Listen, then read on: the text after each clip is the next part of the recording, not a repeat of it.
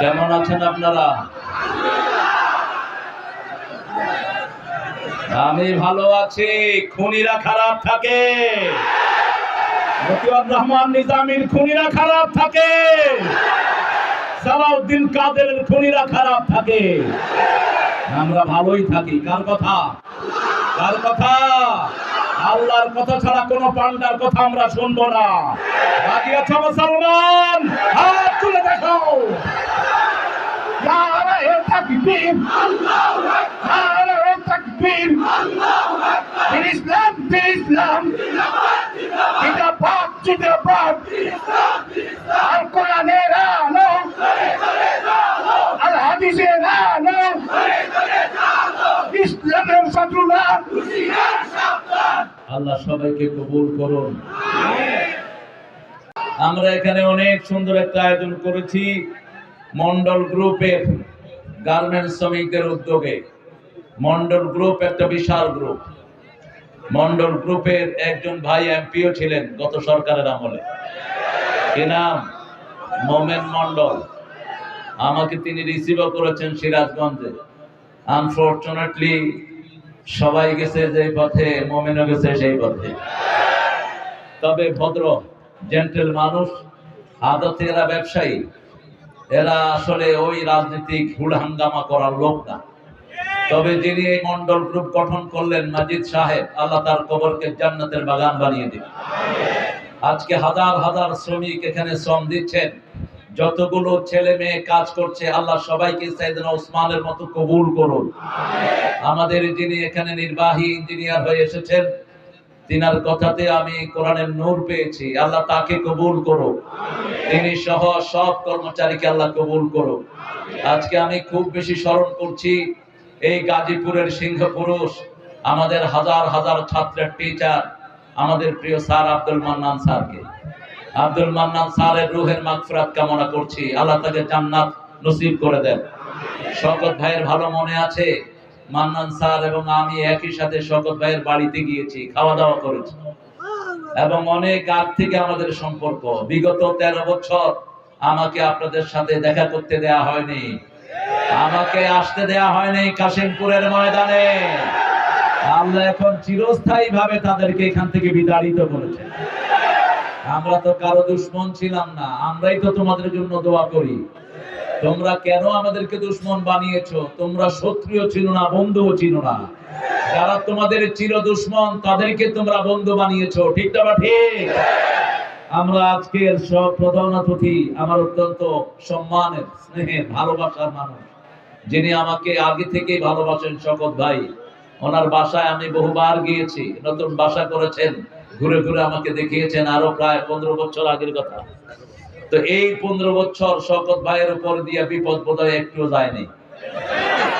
মামলা কয়টা ছিল? হ্যাঁ, 31টা মামলা। 31। এখন ওই ওনার বিরুদ্ধে কয়টা মামলা দেয়া দরকার? আল্লাহ, আল্লাহ তুমি তাকে তোমার জিম্মায় নিয়ে নাও। আল্লাহ, যেই আচরণ জনগণের সাথে করেছে সেই আচরণ তুমি তার সাথে করে দিও। আমরা বেশি কিছু বলবো না। আমার বহু শ্রমিকের বুক খালি করেছে এই বেয়াদব। আমার বহু সন্তানের মাকে দুনিয়া থেকে বিদায় করেছে, বহু শিশুকে মায়ের করে হত্যা করেছে বেয়াদব। আমরা একজনের কাছে বিচার চাই, তিনি কে? শওকত ভাই সহ আমি খুব মনে করছি পিন্টুকে। পিন্টুকে আমি খুব স্নেহ করতাম। এত বেশি নামাজি, এত বেশি ভদ্র ব্যবহারের মানুষ খুব কমই পাওয়া যায়। পিন্টুকে রাজশাহী কারাগারে নিয়ে পয়জন দিয়ে দুনিয়া থেকে বিদায় করেছে। চৌধুরী আলমের মতো লোককে গুম করে দেয়া হয়েছে। ইলিয়াস আলী খান, এক সিংহ পুরুষ ইলিয়াস আলী, ঢাকা ভার্সিটিতে আমরা একই সাথে পড়তাম, তিনি আমার সিনিয়র ছিলেন, তার কোনো হদিস নেই। আমাদের মতিউর রহমান নিজামী, কাশেম আলী মিন্টু, আব্দুল কাদের মোল্লা, আলী হাসান মুজাহিদ, কামরুজ্জামান, এই সিংহ পুরুষদেরকে অন্যায় ভাবে তারা বিদায় করেছে। আমরা একজনের কাছে বিচার চাই, তিনি কে? আমার আগে কথা বলেছে সাইদুল ইসলাম সাইদ। এত চিল্লাইছো কেন? চিল্লাইটা কম, মানুষ চিল্লাবে বেশি, তুমি কেন? আলোচকরা বুঝে না, নিজেরা চিল্লাতে চিল্লাতে গলা ভাঙিয়ে ফেলে। আমরা কম চিল্লাবো, আমার মানুষই তো আছে লক্ষ লক্ষ মানুষ, ওরা একটু হা করলেই তো অনেক আওয়াজ হয়ে যাবে। একটু আল্লাহু আকবার বলেন। কত শ্রমিক আজকে এসেছে, আল্লাহ সব শ্রমিককে সাইয়েদনা বেলালের মতো জান্নাতবাসী করে দেয়। এত কষ্ট করে এরা শ্রম দেয়, এদের পয়সা দেয় না শয়তানেরা। ওই যে এক দরবেশ পয়সা দেয় নাই, এখন কোথায়? এখন কোথায়? ওর 60,000 শ্রমিক রাস্তা ব্লক করেছে, এদের 2 মাসের বেতন বাকি। কয় মাসে? 2 মাসের বেতন বাকি। এরপরেও তো সন্তোষজনক বেতন দেয় না। যার বেশি পাওয়ার কথা সে পায় কম, যার পাওয়ার কথা কম সে পায় বেশি। যেগুলো শ্রম দেয় না, এসিতে বসে বসে হাওয়া খায় আর মাসে লাখ লাখ টাকা কামায়। আর শ্রমিক মাথা থেকে পায়ের তালু পর্যন্ত ঘাম ঝরে, তার ন্যূনতম পয়সা তো ওই শয়তানেরা দেয় না। বৈষম্য এক জায়গায় না, সবচেয়ে বড় বৈষম্য হলো শ্রমিকদের উপরে।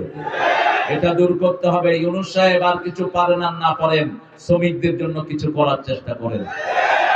জানি না কদ্দূর কি করবেন আপনি। এর মধ্যে উপদেশটা কিছু নিয়েছেন, এগুলো ছাগলও না বলদও না, গায়ও না বলদও না, নোংরা, নামাজ নাই, রোজা নাই, উচ্ছৃঙ্খল, ছবি বানায়। এ সমস্ত বেয়াদবদেরকে কেন উপদেষ্টা বানান? কে পরামর্শ দেয় আপনাকে? পরামর্শ নিবেন যারা আন্দোলনে রক্ত দিয়েছে তাদের থেকে, কোন চোর ছেটার থেকে পরামর্শ নিতে পারবে না। আমরা বড় সন্ত্রাসকে তাড়িয়েছি, তোমাদেরকে তাড়াতে ভেস্কিও লাগবে না। উল্টা পাল্টা উপদেষ্টা দিবে না। আমরা আল্লাহর দিকে তাকিয়ে ধৈর্য ধারণ করি, ঠিক কিনা?